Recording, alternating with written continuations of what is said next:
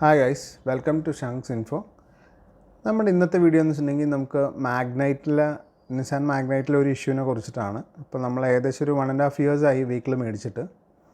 അതേപോലെ തന്നെ നമ്മൾ ഏകദേശം ഒരു 10,000 kilometers ഓടിയിട്ടുണ്ട്. ഇപ്പോൾ നമ്മുടെ ഇഷ്യൂ എന്താണെന്ന് വെച്ചിട്ടുണ്ടെങ്കിൽ നമ്മുടെ റൈറ്റ് സൈഡിലെ ഇൻഡിക്കേറ്റർ വർക്ക് ചെയ്യുന്നില്ല. നമ്മുടെ നോർമലായിട്ടുള്ള, അതായത് നമ്മൾ ഈ സെൻട്രൽ ലോക്കിംഗ് കയറ്റിയതിൻ്റെയൊക്കെ 2 ഡോറും ഓപ്പണൊക്കെ ആകുമ്പോഴത്തേക്കും 4 ഇൻഡിക്കേറ്ററും ബ്ലിങ്കിങ് അങ്ങനത്തെ പരിപാടിയൊക്കെ ഉണ്ട്.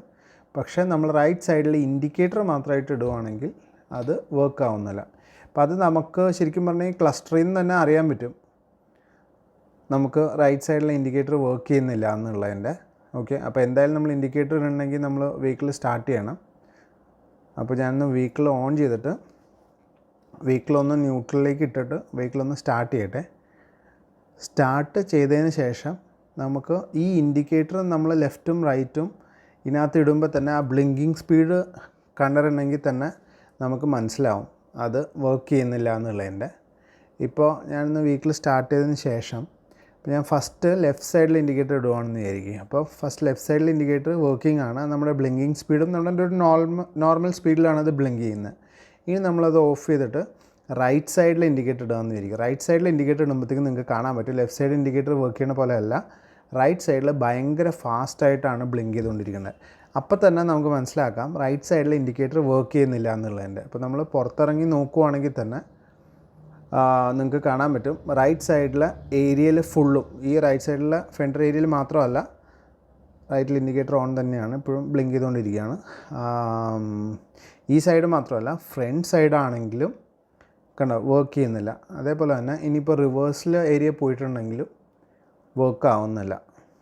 ഓക്കെ, അപ്പോൾ 3 ഏരിയയിലും നമുക്ക് റൈറ്റ് സൈഡിൽ ഇൻഡിക്കേറ്റർ ഉള്ളടുത്ത ഏരിയസിലൊന്നും നമുക്ക് വർക്ക് ആവുന്നില്ല.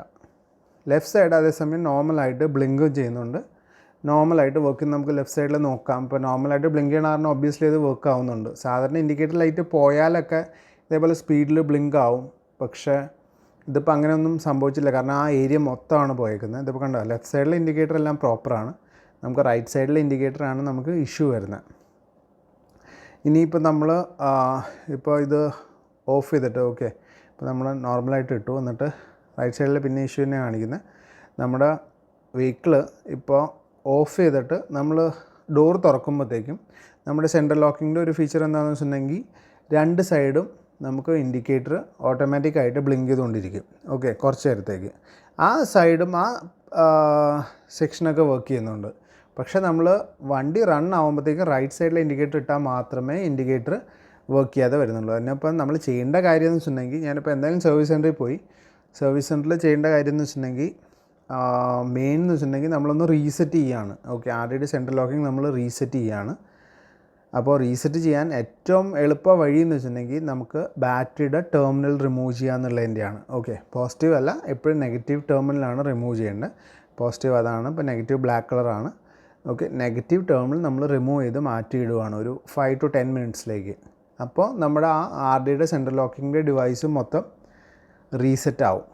എന്നിട്ട് നമുക്ക് ചെക്ക് ചെയ്യാം. ഇതിപ്പോൾ ഞാനൊന്ന് അഴിച്ചായിരുന്നു, എന്നിട്ട് നമ്മൾ എന്തായാലും സർവീസ് സെൻറ്ററിൽ കൊണ്ടുപോകേണ്ടി വന്നു.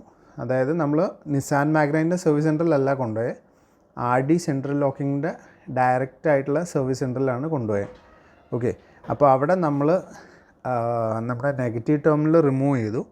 നെഗറ്റീവ് ടേമിൽ റിമൂവ് ചെയ്തിട്ട് നമ്മൾ മാറ്റിയിട്ടേക്കുവാണ്. മാറ്റിയിട്ടിട്ട് നമ്മളൊരു 5 to 10 minutes കഴിഞ്ഞിട്ടാണ് നമ്മൾ ഫിക്സ് ചെയ്തേക്കുന്നത്. ഓക്കെ, വരുന്ന ഫ്ലിപ്പ് കീയുടെ ഡിവൈസും മെയിൻ ഡിവൈസ് വരുന്നത് നമ്മൾ ആ മോക്കോ സ്റ്റീരിയോൻ്റെ അകത്താണ് നമ്മൾ മൗണ്ട് ചെയ്തേക്കണേ. കണ്ടോ, ഫ്ലിപ്പ് കീ എന്ന് പറഞ്ഞിട്ട് ചെയ്തിട്ടുണ്ട്. അപ്പോൾ ആ ഡിവൈസ് നമ്മളൊരു 5 to 10 minutes കഴിഞ്ഞപ്പോഴത്തേക്കും നമ്മുടെ ഡിവൈസിൻ്റെ വയറിങ്ങിൻ്റെ സെക്ഷനും കൂടി വേണമെങ്കിൽ നമുക്ക് ഊരിയിടാം, ഇല്ലെങ്കിൽ നമ്മുടെ ബാറ്ററിയുടെ സെക്ഷൻ മാത്രം ഊരിയിട്ടാൽ മതി. അപ്പോൾ ആ ഡിവൈസും കൂടി നമ്മളൊന്ന് ഊരിയിട്ടിട്ട് ചെക്ക് ചെയ്തു.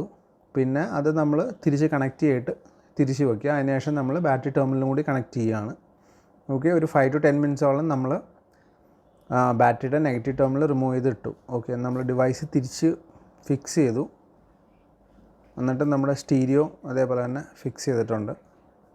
അപ്പോൾ അതിന് ശേഷം നമ്മൾ നോക്കുമ്പോഴത്തേക്കും റൈറ്റ് സൈഡ് ഇൻഡിക്കേറ്റർ, വണ്ടി സ്റ്റാർട്ടായി കഴിഞ്ഞിട്ട് റൈറ്റ് സൈഡിൽ ഇൻഡിക്കേറ്റർ ഇട്ടപ്പോഴത്തേക്കും നമ്മുടെ നോർമലായിട്ട് ലൈറ്റ് ബ്ലിങ്ക് ചെയ്യുന്നുണ്ട്.